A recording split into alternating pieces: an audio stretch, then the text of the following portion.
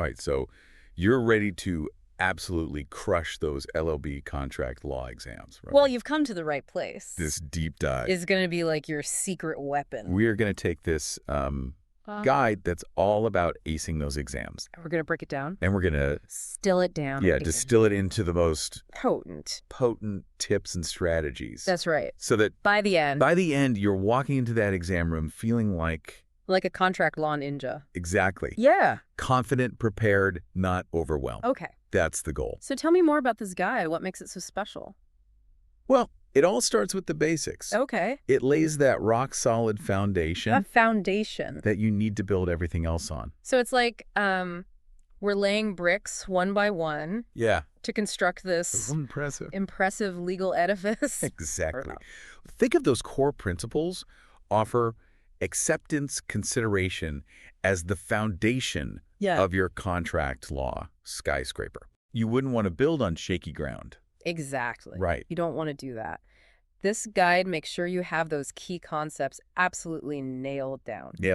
Before moving on to more complex stuff. Okay, so what are some of the pitfalls that this guide helps us to avoid when it comes to these foundational principles? One common mistake is students will confuse an offer with an invitation to treat. Oh, okay. It's like thinking a store window display is a binding offer to sell you those shoes. Oh, right. And really, it's just an invitation to come in and haggle. Ah, those sneaky invitations to treat. Yeah. I see how that distinction could be crucial in an exam. So once we've got that foundation sorted, where does this guide take us next? It dives into the chapters that are absolute must-knows for your exams. Formation terms, vitiating factors, breach, and remedies. Think of them as the essential building blocks for understanding how contracts work. From beginning to end? Yes. Okay, let's start with formation then. What are the key takeaways from this chapter? This chapter is all about mastering the elements of a valid contract. You need to be able to spot a legally binding agreement from a mile away. Oh, wow. Can you pinpoint whether a genuine offer has been made and accepted? Okay. Is there consideration involved? Sounds like we're becoming contract detectives. Yes. Are there any particular aspects of formation that tend to trip students up in exams? Absolutely. One tricky area is the concept of intention to create legal relations. Okay. It's especially important when dealing with agreements between friends or family. Right, because with friends, you might not be meticulously documenting not at all. every promise and handshake. No. Right. Okay, so formation, check. Let's move on to contractual terms. Mm-hmm. This feels like where things could get a bit more intricate. It's all about dissecting the language of a contract. Okay. Becoming fluent in contractese, if you will. Contractese. Okay. You'll learn to distinguish between express terms, the things explicitly written down, and implied terms. Oh. Those that the courts read between the lines. Implied terms. Yes. Those sound tricky. It's like there's a whole secret language. It is. Embedded within these contracts. And knowing the difference between conditions and warranties and these things called innominate terms is vital. Okay. The outcome of a case can hinge on these distinctions. So it's not just about knowing the definitions. No. It's about understanding how those definitions play out in real-life contract disputes. Absolutely. Okay, that makes sense. Now, I'm starting to see how mastering each of these chapters could translate into better exam answers. It's all about connecting the dots between legal concepts and real-world scenarios. That's what impresses examiners. Okay. That's what helps you stand out in those exams. Speaking of things that sound a bit intimidating, what about vitiating factors? It sounds like something straight out of a mystery novel. It's where things get interesting. Vitiating factors are those elements that can invalidate a contract. Oh, okay. Like misrepresentation. Okay. Mistake, duress, undue influence. Oh! Or even flat-out illegality. So we're talking about... Think of a contract signed under threat. Oh, right. Or based on a lie. Wow, so it's like we're learning how to spot those hidden cracks in a seemingly solid contract. And this chapter equips you to argue why a contract might be void or voidable. Okay. Because of these factors. Imagine analyzing a case where someone was pressured into signing a contract because their family was threatened. Oh, wow. That's definitely not a fair deal. It definitely sounds like a chapter packed with dramatic scenarios. Yeah. Okay, the vitiating factors noted. What's next on our contract law adventure? Let's dive into the world of breach of contract, Ooh. where we explore what happens when one party doesn't live up to their end of the bargain. Did they fail to deliver on time? Okay. Did they only partially fulfill their obligations? Right. This chapter breaks down the different ways a contract can be breached. And this is where understanding those different types of terms, conditions, and warranties becomes even more critical. Absolutely. The consequences of a breach depend on the nature of the term that was broken. This guide even highlights cases where a seemingly minor breach of warranty didn't justify completely walking away from the contract. Okay. It's all about proportionality. Right, because a tiny scratch on a car shouldn't necessarily give you grounds to cancel the entire purchase agreement. So it's not just about identifying a breach. It's about understanding the severity and applying the appropriate legal consequences. Exactly. And speaking of consequences, our next chapter, Remedies for Breach of Contract, is all about seeking justice for the wronged party. So this is where we get into the nitty-gritty of compensation, right? Yes. The guide mentions damages, specific performance, even injunctions. It's like a legal arsenal. The most common weapon in that arsenal is damages financial compensation to make the injured party whole again. We'll be looking at compensatory damages, consequential damages, and sometimes even punitive damages to punish the breaching party. This is where knowing your different types of damages could really make an exam answer shine. Yes, absolutely. This chapter goes beyond just listing types of remedies.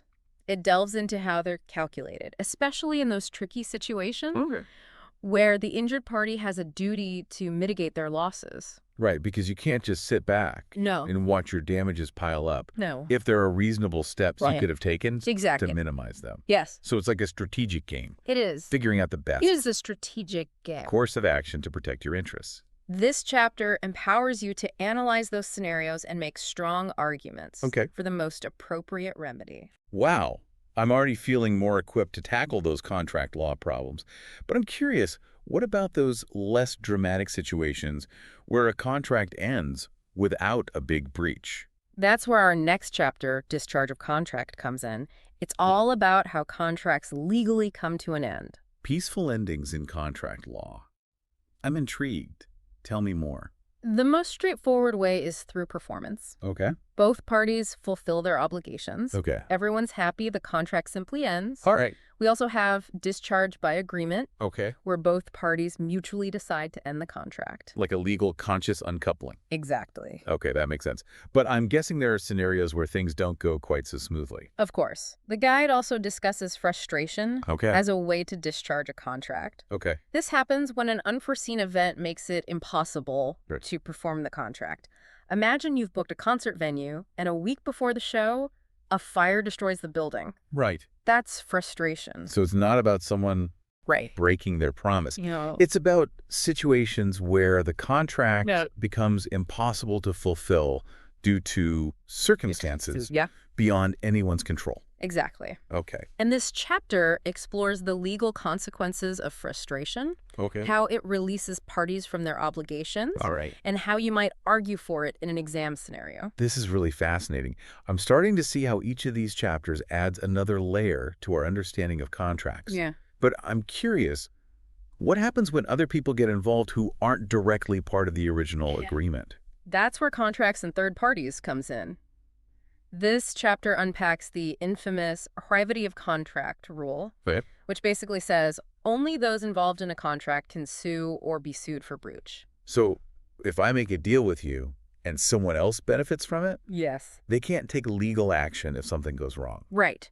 But there are exceptions, and that's where things get interesting. The guide specifically mentions the Contracts Rights of Third Parties Act, which allows certain third parties to enforce a contract if it was clearly made for their benefit. So there are loopholes to this privity rule. And knowing these exceptions is crucial for your exams. You need to be able to spot those scenarios where a third party might have a claim even though they weren't directly involved in the initial agreement. Okay, we're covering a lot of ground here. Let's shift gears to agency. Now, that sounds like a chapter about spies and I know, right? Secret missions. Not quite, but it does involve a relationship built on trust and authority. Got it. This chapter focuses on situations where one person, the agent, acts on behalf of another, the principal. So think real estate agents, Yes. talent managers, Yes. or even someone picking up your dry cleaning. Perfect examples. Okay. This chapter delves into the different types of authority an agent might have: actual authority, Okay. explicitly given by the principal, or apparent authority, which arises from the principal's actions. Oh, okay. Or words, even if not directly stated. So even if the principal didn't specifically say you can sign contracts on my behalf, Right. their actions might suggest that the agent has that power. Exactly. And that's where things can get legally tricky. Okay. What happens if the agent acts outside their authority? Right. Who's responsible for the consequences? Oh, right. This chapter equips you to analyze those situations and apply the relevant legal principles. Agency, another chapter filled with potential exam questions. Yeah. Okay, what's next? Let's move on to contractual capacity. This chapter is all about who has the legal ability to enter into contracts in the first place. Okay. It's about ensuring fairness Right. and protecting those who might be vulnerable. So we're talking about situations where someone might not fully understand That's right. the terms of a contract Yeah. or make informed decisions. Exactly. Think Yes. about minors, individuals under the influence, or people with mental incapacities. Okay. This chapter explores how contract law protects these individuals from being taken advantage of. The guide emphasizes that contracts involving these parties might be voidable or even void altogether. They are. Those are some serious consequences. Understanding the rules surrounding contractual capacity is essential Okay. for analyzing those exam scenarios. Can you determine whether a contract is enforceable based on the parties' ability to consent and understand their obligations?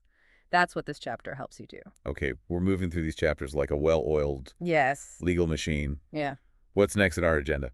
Let's tackle statutory regulation of contracts. Okay. This chapter takes us beyond general principles and delves into specific laws governing certain types of contracts or relationships. So we're talking about acts of parliament that lay down the ground rules for how particular contracts should operate. The guide points out key statutes like the Sale of Goods Act, the Consumer Protection Act, and the Unfair Contract Terms Act. Oh, wow. Okay. These are like specialized tools in your contract law toolkit, addressing specific issues and protecting certain parties.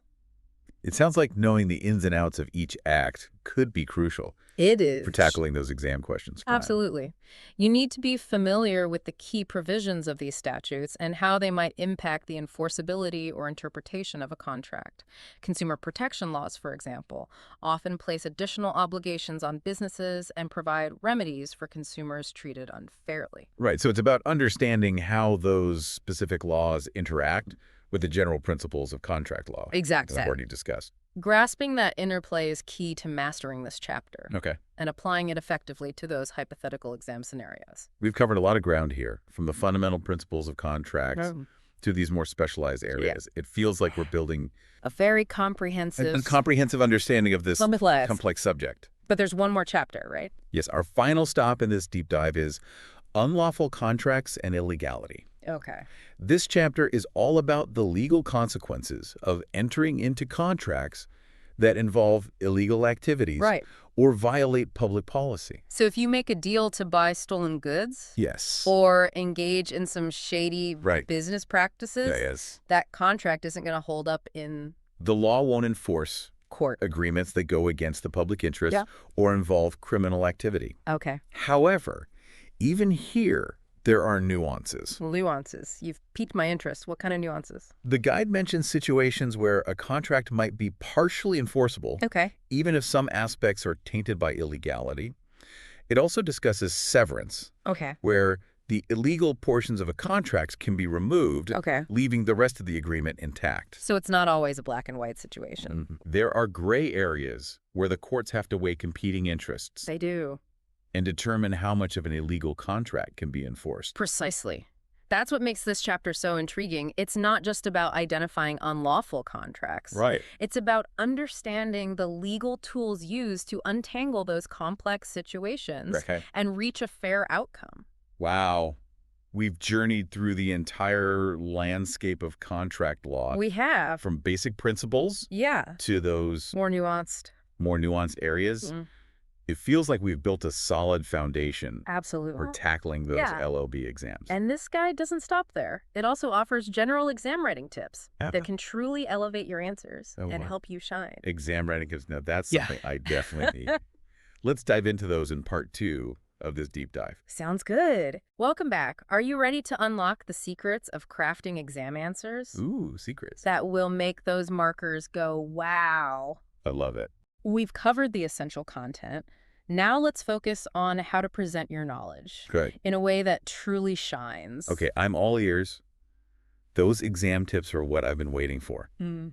It's one thing to understand the material, but another to actually translate that understanding into a Right. top-notch exam answer. Exactly. This guide provides seven key tips Wow. that can transform your exam performance. Are you ready to dive in? Absolutely. Hit me with tip number 1. Tip number 1, read the question carefully. It sounds simple, right? It does, yeah. But trust me, this is where so many students stumble. I can imagine in the heat of the moment, Yeah. it's easy to get caught up in the nerves Yes, for absolutely. the exam Yeah. and kind of rush through the question Yes. without fully grasping Well, what's asking. Exactly. It's about taking that extra moment to truly understand what's being asked, identify the key facts, pinpoint the specific legal issues involved. It's like being a detective examining a crime scene. Okay, yeah. You miss a crucial detail, your whole case falls apart. So it's not just about No, reading the words. It's about that's right. actively engaging Yes. with the question Yes. and dissecting it exactly. to extract those. Essential Yeah. elements. The guide even highlights a common pitfall: misinterpreting the question Okay. and going off on a tangent. Oh, yeah. You end up wasting precious time and effort on irrelevant points. Okay, yeah. Reading carefully ensures you stay focused and target your answer effectively. Okay, I'm starting to see how even seemingly simple tips can make a big difference. What's next on our list of exam acing strategies? Tip number 2, Yeah. structure your answer clearly. Organization is key Okay. in any exam, but especially In law. in law, yes. Yeah.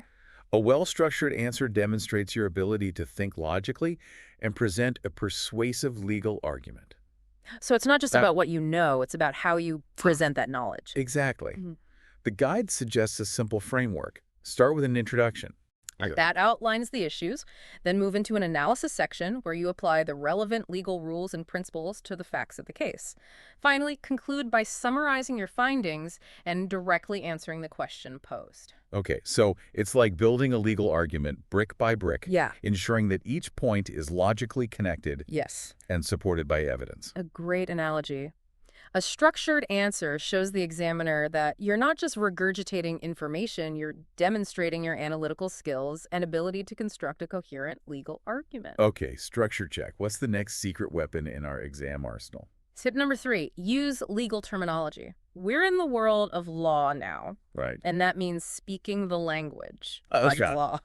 So it's time to dust off those Yeah. legal terms we've been learning and put them to good use. Precisely. Don't be afraid to use terms like offer, acceptance, consideration, breach, remedies, all those precise legal terms we've been exploring throughout this deep dive. Okay, yeah. It shows the examiner that you understand the subject matter Okay. and can communicate effectively using legal language. Right, so it's not about trying to sound fancy Not at all. or using big words for the sake of it. Okay. It's about demonstrating a command Exactly. of the specific language It is. of contract law. Exactly. It's like speaking a foreign language fluently. It shows that you're not just a tourist. Right. In the world of contract law, you're a seasoned traveler A seasoned traveler. who knows how to navigate the terrain. Okay, I'm loving these tips. They're all about presenting our knowledge in the most effective way possible. What's next? Tip number 4, apply the law to the facts. Oh, This is where the real magic happens. It's not enough to simply state the relevant legal rules. You need to demonstrate how those rules apply to the specific facts presented in the exam question. so it's about bridging that gap between It these abstract It'll get legal fun. concepts and the Yeah. real-world scenario Exactly. we're analyzing. You're taking those legal principles and grounding them in the concrete details of the case, showing how the law plays out in practice. Okay, applying the law to the facts. Got it. What else do we need to keep in mind? Tip number 5, be concise. Time is precious Yes, it is. in an exam setting, and every word counts. Yeah. This tip is all about using your words wisely Okay. and focusing on the most Relevant. relevant points. So it's not about writing as much as possible. Not a novel. It's about writing effectively Yep, and it's making about that. every sentence count. Exactly. It's about distilling complex information into clear, concise analysis. It shows the examiner that you understand the key points and can communicate them effectively within the time constraints. Conciseness, a valuable skill in any context, It is. but especially in Yeah. exams. Okay, what's next? Tip number 6, use case law. Remember those landmark cases we've been discussing? It's time to put that knowledge to work. Yes. Citing relevant case law adds weight to your arguments and demonstrates your understanding of legal precedent. But it's not just about name-dropping cases. Right. There's more to it than That's right. simply mentioning Exactly. information. The guide emphasizes that your analysis should go beyond simply stating case names. You need to explain the key facts of the case, the reasoning behind the court's decision, and how it supports your argument in the present scenario. So it's about using case law strategically as evidence, It is. weaving it into our legal analysis That's right. to build a Persuasive. persuasive and well-supported argument. Precisely. It shows the examiner that you understand how legal principles have been applied in real-world disputes and can leverage that knowledge to strengthen your own analysis. Okay, using case law effectively, another crucial tool It is. in our exam toolkit. Oh. What's the final tip that will help us ace those contract law exams? The final tip is all about strategy. Prioritize issues. Not all legal points are created equal. Some carry more weight and require more in-depth analysis. This tip is about recognizing that and allocating your time accordingly. So it's about reading the question carefully, identifying the key issues at stake, and focusing our efforts on those areas that will have the biggest impact Exactly. on our overall answer. You're demonstrating your ability to prioritize, to discern the most relevant legal issues, and to structure your answer in a way that reflects that understanding. Wow, these exam writing tips are like gold. They really do feel like the secret sauce They are. to crafting those exceptional answers that stand out from the crowd. Yes. It's all about presenting our knowledge in a clear, concise, Yes. and persuasive manner while demonstrating our ability to analyze, apply, and argue effectively. Exactly. They transform you from a contract law student into a contract law champion. I love it. I'm already feeling more confident about those exams. Yeah. But I'm curious, does this guide offer any insights into how these tips have actually helped students It does. in the past? That's a great question. Yeah. And the answer is a resounding yes. The guide features testimonials from past LLB students who used these tips Okay. and saw a significant improvement Really? in their exam performance. That's amazing. Yes. What kind of improvements are we talking about? We're talking about students who went from struggling to grasp certain concepts Okay. to confidently analyzing complex contract scenarios. Wow. Students who were intimidated by exam questions now approach them with a clear strategy and a sense of calm. And most importantly, students who saw their grades improve dramatically Oh, wow. after incorporating these tips into their exam preparation. That's so encouraging to hear. It's one thing to be told that these tips work, but it's another to see real-life examples of students who have benefited from them. It gives me a lot of confidence that I can apply these same strategies We can. and see similar results. Absolutely.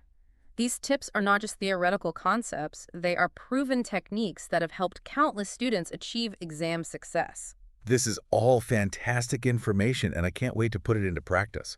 But before we wrap up, are there any other gems of wisdom hidden within this guide that we haven't uncovered yet? There's one final piece of advice that I think is particularly valuable. It's about going beyond the technical aspects of contract law and considering the ethical implications of this fascinating field. The ethical implications. Yes. That's an interesting angle. I've been so focused on understanding the rules and how to apply them, I haven't really thought about the bigger picture. That's understandable. But as you delve deeper into contract law, it's important to consider how these legal principles impact fairness, justice, and the balance of power in contractual relationships. Okay, I see what you mean. It's not just about No. knowing the law, it's about understanding its impact Exactly. and real people's lives. That's right. And ensuring that it's used Fairly. fairly and ethically. Exactly. And those are questions that you can continue to explore even beyond your LLB exams. Oh, wow. They're at the heart of what makes contract law so fascinating and relevant to our everyday lives. This has been an incredibly insightful deep dive. Yeah. We've gone from the foundational principles of contract law We have. to those exam acing tips, Yes. and even touched on the ethical considerations. I feel like I've gained a deeper understanding of this complex. And you're well on your way to acing those exams. Remember, knowledge is power, and you've armed yourself with a powerful toolkit of information and strategies. I'm ready to take on those exam questions. But for now, let's wrap up part 2 of our deep dive. Join us in part 3, where we'll explore some additional resources that can further enhance your understanding of contract law and help you solidify those key concepts. Welcome back to the final part of our contract law deep dive. We've covered a ton of ground, from dissecting those crucial chapters to mastering exam acing tips.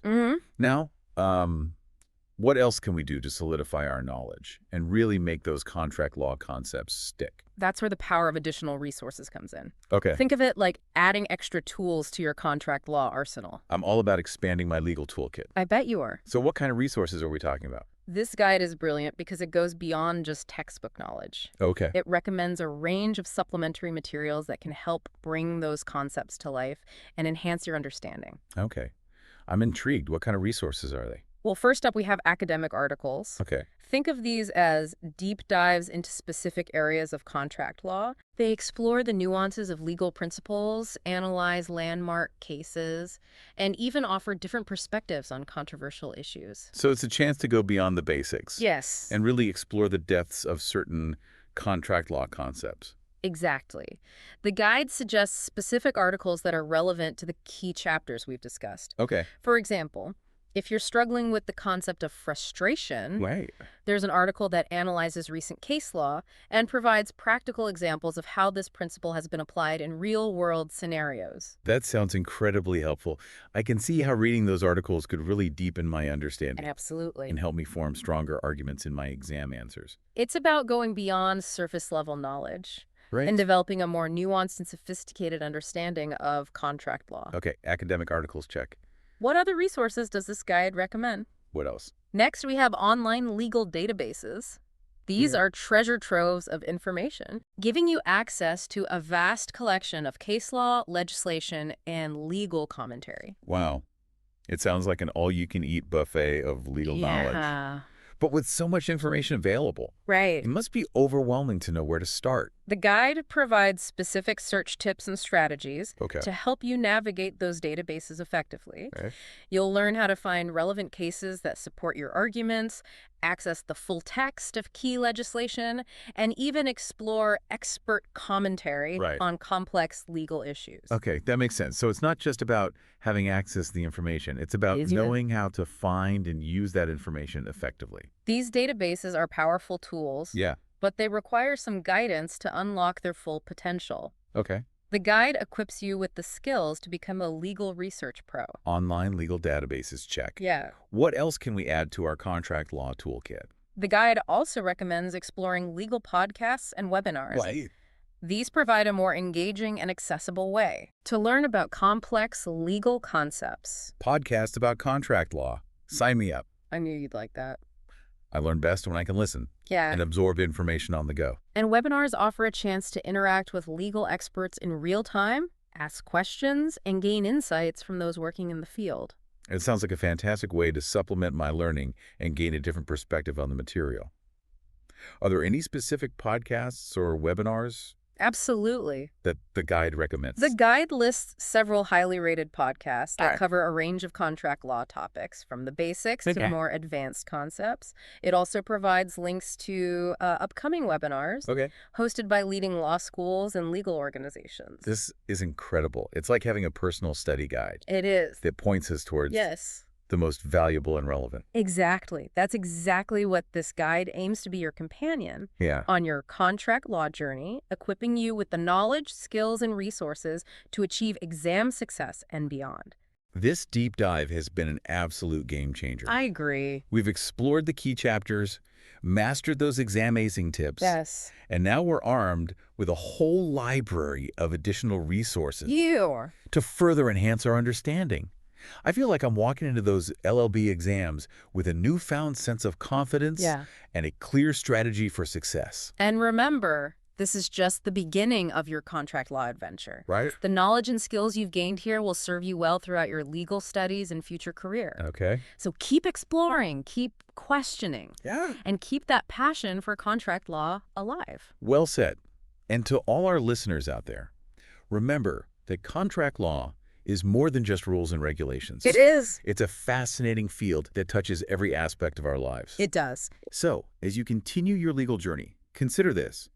How can contract law be used to promote fairness, protect vulnerable parties, and ensure that agreements are upheld ethically and justly?